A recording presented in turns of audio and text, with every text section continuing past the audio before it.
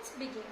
In last class we discussed surface chemistry and we started adsorption and the terms adsorbate and adsorbent.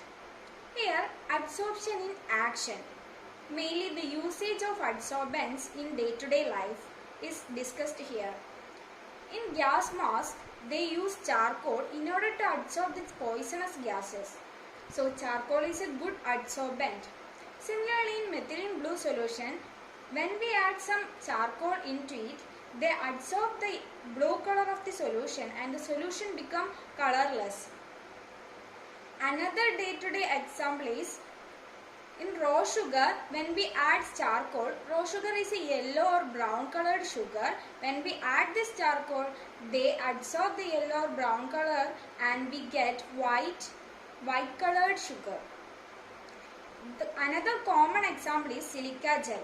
The silica gel packet is used in electrical equipments or new items in order to adsorb the humidity or moisture.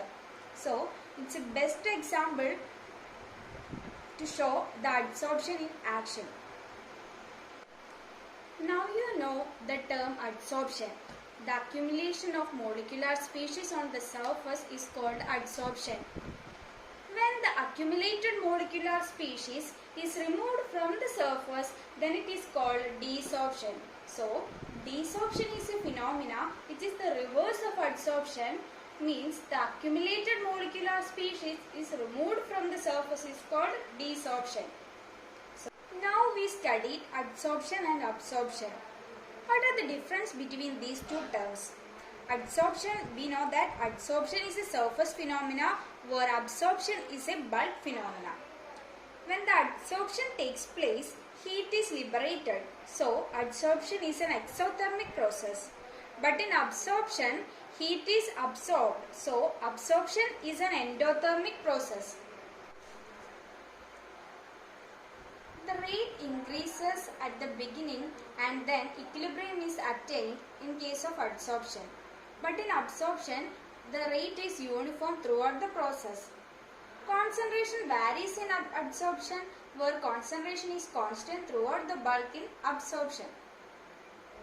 Mechanism of adsorption or how the adsorption takes place. Here we take two molecules, one is inside the beaker and one at the surface. Inside the beaker, the molecule is surrounded by many other molecules and this molecule experiences a balanced force. But in case of the molecules at the surface, it experiences an unbalanced force. That is, the force is only to the downward direction, not to the upward direction.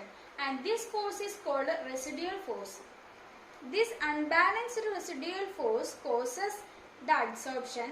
So, the residual force is responsible for adsorption. Then, the surface area increases, extent of adsorption is also increases. So, the extent of adsorption is depend upon the surface area. Surface area increases, extent of adsorption increases. Thermodynamic means of adsorption. We know that adsorption is a spontaneous process. For any spontaneous process, delta G must be negative.